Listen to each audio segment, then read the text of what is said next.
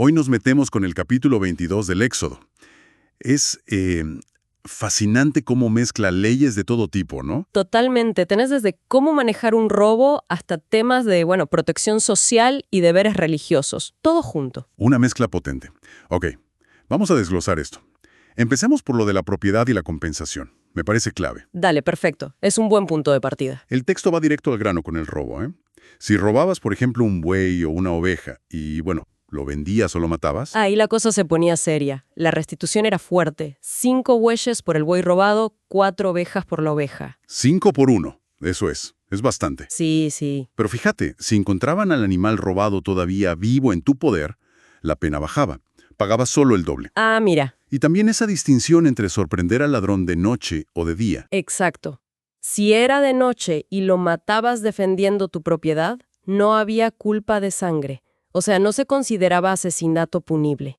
Pero de día sí, muy específico. Muy específico. La clave siempre era la restitución, devolver lo perdido.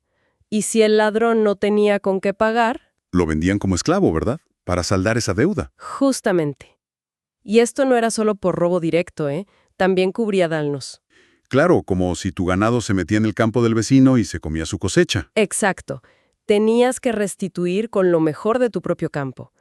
O si iniciabas un fuego que, se descontrolaba y quemaba el sembradío ajeno. También pagabas. Vos pagabas. El principio central es ese, restitución. Se busca reparar el daño, volver al equilibrio. No es solo castigo. Entiendo. Y esas compensaciones altas, el doble, el cuádruple, quíntuple, ¿eran solo para compensar o tenían también un rol, digamos, disuasorio, punitivo? Yo creo que ambas cosas. Por un lado, asegurar que la víctima quedara totalmente compensada, incluso por las molestias, ¿no? Y por otro, sí, un mensaje claro. Esto no se hace. Tiene sentido. Y mencionaste a los jueces. Ajá. Intervenían en disputas. Si encontrabas algo perdido y alguien más decía, no, eso es mío, iban ante los jueces. ¿Y si te encontraban culpable de tener algo que no era tuyo? Pagar el doble al dueño original. Siempre volvemos a esa idea de compensación aumentada. Queda claro el tema de la propiedad directa. Ahora, ¿qué pasaba con las cosas que dejabas al cuidado de otro? Bienes confiados, digamos. Ah, ese es otro nivel de detalle interesante sobre la responsabilidad. Si le dabas a guardar a un vecino plata, objetos o incluso un animal...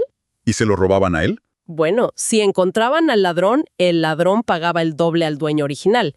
Pero si no aparecía el ladrón... ¿Qué pasaba con el vecino que cuidaba? El vecino tenía que presentarse ante los jueces.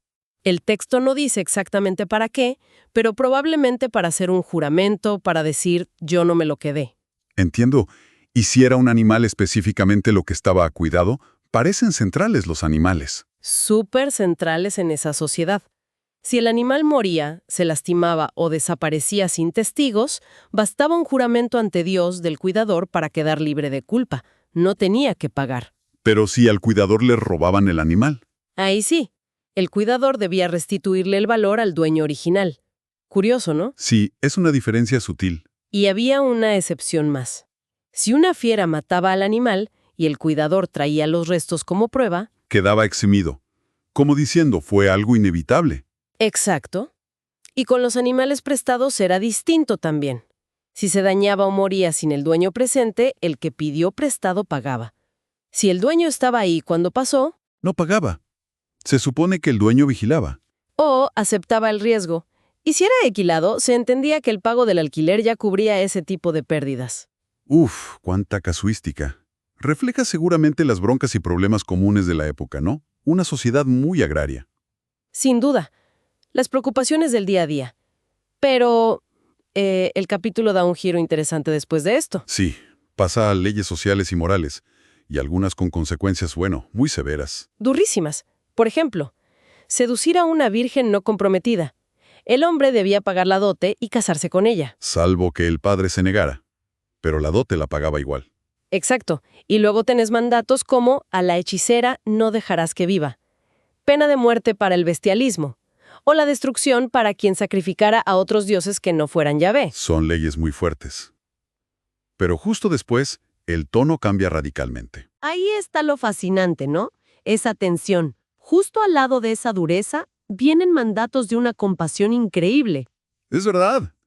La prohibición de maltratar u oprimir al extranjero, recordándoles, ustedes fueron extranjeros en Egipto. Un recordatorio potente de su propia historia de vulnerabilidad.